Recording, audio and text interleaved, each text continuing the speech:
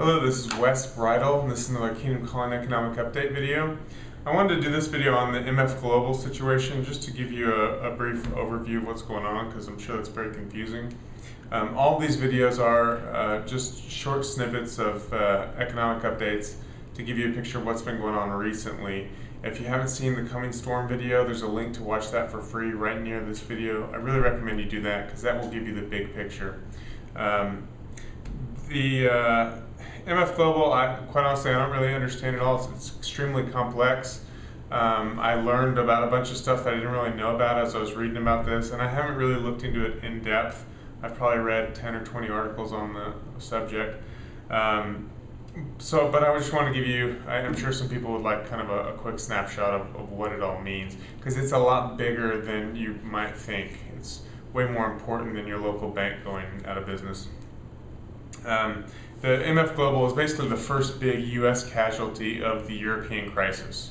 So if anyone's out there thinking, well, what goes on in Europe doesn't really affect us, well, this is the first big bank to crash, and it shows it definitely does affect us. Just to give you some background, MF Global was a really large U.S. bank, but it wasn't the kind that you walk in along the street. They dealt with a lot of futures, and they handled things for traders. A lot of people had money there, and it would be assumed that it was safe. And before John Corzine came there, it was a safe place to have custodianship of your money. I think they've been in business since the 1800s sometimes. But John Corzine, who's a big, he was a senator from New Jersey, I think. He was a big fundraiser for Obama. He's a big player in the Democratic Party. He used to also be head of Goldman Sachs before he got political. He came in and decided he was going to take this sleepy operation that made a nice profit, been in business a long time, providing a good service, and he was going to make them like a little mini Goldman Sachs, take on huge risks. And he was very open about doing that. He was going to do that. He came in and did that. Well, MF Global used to want to be a primary dealer for the New York Fed, and the New York Fed turned them down. One reason they wanted to bring Corzine in is because he had all these political connections. So once he came in, they got them to be a primary dealer, so they're more connected in that way to those deals with the Federal Reserve. They also, apparently, the word is that they were able to get laws that were going to be passed to regulate the type of activity that they were doing. They got those laws to not be passed, so they weren't regulated. Now, I'm a little fuzzy on exactly what they did that was legal and illegal, because when I first heard about it, I assumed it was all illegal, but I've come to find out that apparently some of it was legal. It just doesn't sound morally ethical, but apparently it's going on rampantly out there, which is one of the things that this situation shows a big danger and risk in the system that most people, myself included, didn't really know about before. There's an act called Rehab, and apparently what that means is if you have an account to trade and it's custodian at MF Global, and you have cash sitting there that you keep for margin. So you use that amount of money in order to borrow more money to trade on your positions. That money that you have available for margin, the company, the broker, can also use that money to margin. So they can use that money and borrow a lot more money off of your money. Even though it's your money, it's not theirs, they can use that to borrow more money and take risk for the firm. Now that is legal in the US, and apparently it's even more legal in London. And so what MF Global did, and when we look back, apparently AIG, Lehman did this, and a lot of companies are doing this. They're doing business in London in part because in London you can use rehypothecation to infinity. There's no limit to the amount of leverage that you can use on your client's money. And so all that is legal. So apparently this is all based on my understanding from what I've read, all that was perfectly legal, that they could basically lose money for their clients that way. Now, I think where MF Global stepped over the line is they were using non-marginable money to do it, and I think that is illegal. I would have thought it was all illegal. Just hearing when I first heard about it, I assumed it was all illegal because more than, I think it's $1.2 billion of client money is missing. So if you were into that, if you were trading futures and you had an account there, your money is gone. And there's a ton of like farmers and ranchers and stuff like that. They use this. This isn't just Wall Street types that do this. If you're a farmer or a rancher, you might use the futures market to hedge what you plan on selling when the season is over.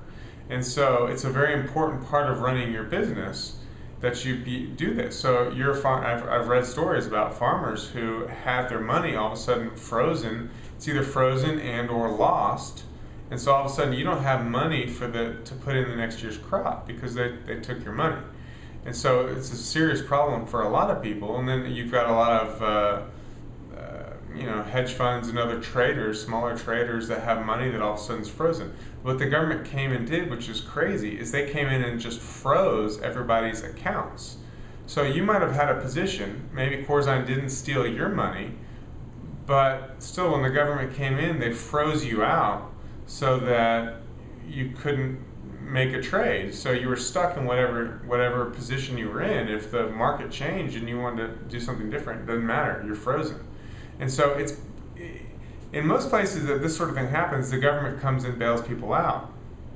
I'm not a fan of government bailing anybody out, but it's weird that in this situation they're not. It's a pretty small amount of money compared to the huge bailouts they've done in the past. But the government, I guess, feels like these farmers and ranchers and everyone else involved are up to no good. For whatever reason, there's not bailouts announced yet, at least. And so anyways, this is kind of what's happening. Well, one really big effect of this is it makes everybody trading nervous, because if these custodians and these sleepy accounts, if you just have money, if you think about it, if you have an account at any broker, I was going to say day trader broker, but any broker, if you have a brokerage account and you have money sitting in your cash account and all of a sudden one day you just wake up and find out it's not there, that's what happened to these people. And so it starts putting question into everybody's mind, well, am I safe with what I'm doing? Because up until this happened, there's no reason to think MF Global wasn't perfectly safe. And it could even go as, I don't know if this will ever happen, but here's an example of some risk Jim Sinclair brought up on King World News. Even if you have something as simple, I don't think he said the word stock, but I think maybe he did. It certainly applies to stock. If you have your stock, and what typically the way brokerages handle that is it'll be in the name of the brokerage firm. It's not actually segregated into your name. It's just for ease, that's how it's usually done. Well, if they start doing funny business with that, then are you at risk? And so it's just opened up a big can of worm to risk in the market. We're already in a risky world, but all of a sudden there's a new area of risk that people didn't realize that we were exposed to.